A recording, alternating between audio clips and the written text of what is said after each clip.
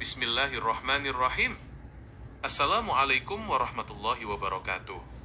Pepatah menang jadi arang, kalah jadi abu menggambarkan situasi perselisihan atau pertikaian yang sengit hingga pada akhirnya tidak ada pihak yang benar-benar mendapatkan keuntungan atau kebahagiaan.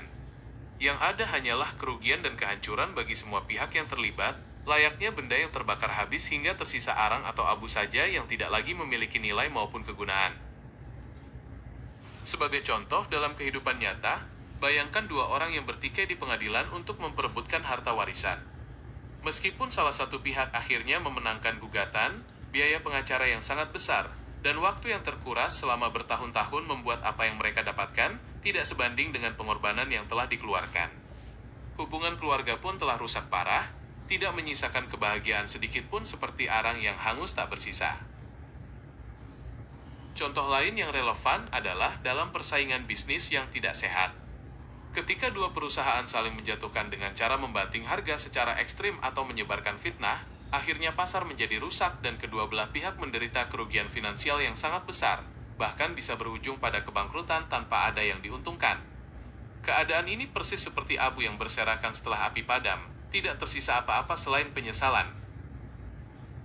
Mari kita lihat contoh dalam konteks yang lebih luas, misalnya dalam perebutan kekuasaan atau wilayah. Ketika dua kubu saling menyerang untuk memperebutkan kendali, meskipun akhirnya salah satu berhasil menguasai daerah tersebut, kerusakan pada infrastruktur, korban jiwa, dan trauma sosial yang ditimbulkan akan sangat parah. Pemenang menguasai daerah yang telah hancur dan sepi, tak jauh berbeda dengan abu yang tersisa setelah kebakaran besar. Perhatikan juga dalam konflik antar pribadi, dalam kehidupan sehari-hari. Misalnya, terjadi kesalahpahaman antara dua teman dekat yang kemudian memicu perselisihan besar dan saling menyakiti. Meskipun akhirnya salah satu meminta maaf, atau masalah tampak selesai, ikatan persahabatan yang telah terjalin mungkin sudah terkoyak dan tak pernah sama lagi.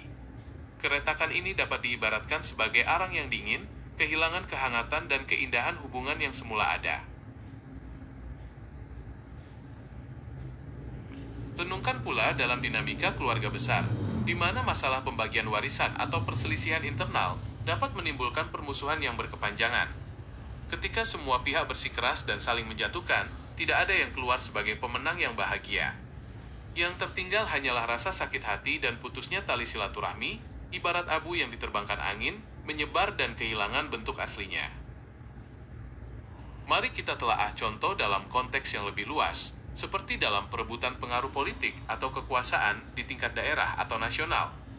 Ketika kubu politik saling serang dengan cara yang tidak etis untuk memperebutkan kursi kekuasaan, kerusakan pada tatanan sosial dan ekonomi bisa sangat luas.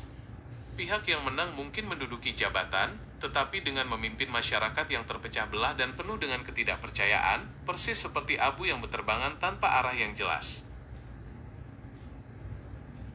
Mari kita ambil contoh dalam interaksi di media sosial, di mana perdebatan sengit sering terjadi dan meningkat menjadi serangan pribadi. Ketika dua pihak saling menghujat untuk memenangkan argumen, tidak ada yang mendapatkan kehormatan atau pengetahuan baru.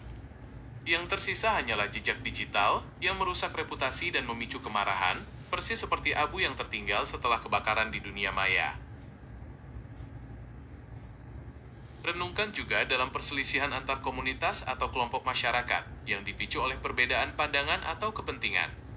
Ketika pertikaian berlarut-larut tanpa penyelesaian yang bijak, tidak ada yang benar-benar menang ataupun diuntungkan.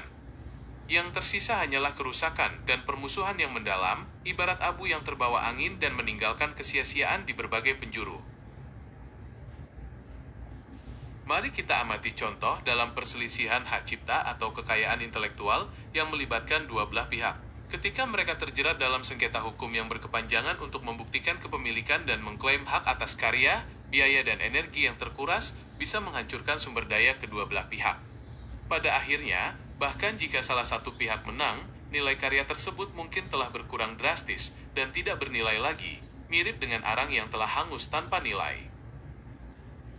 Perhatikan juga dalam sengketa lingkungan antara masyarakat dan korporasi terkait pemanfaatan sumber daya alam.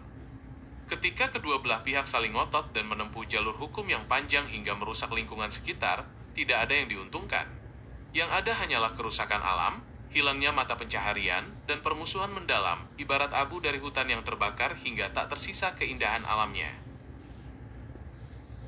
Sebagai penutup, mari kita renungkan bahwa pepatah menang jadi arang, kalah jadi abu, bukanlah sekadar kata-kata hampa, melainkan pengingat mendalam, agar kita selalu mengutamakan musyawarah dan kedamaian dalam menghadapi setiap perbedaan. Dengan demikian, kita dapat mencegah kerugian yang tak perlu, dan membangun hubungan yang harmonis serta berkelanjutan. Wabillahi taufik wal hidayah. Wassalamualaikum warahmatullahi wabarakatuh.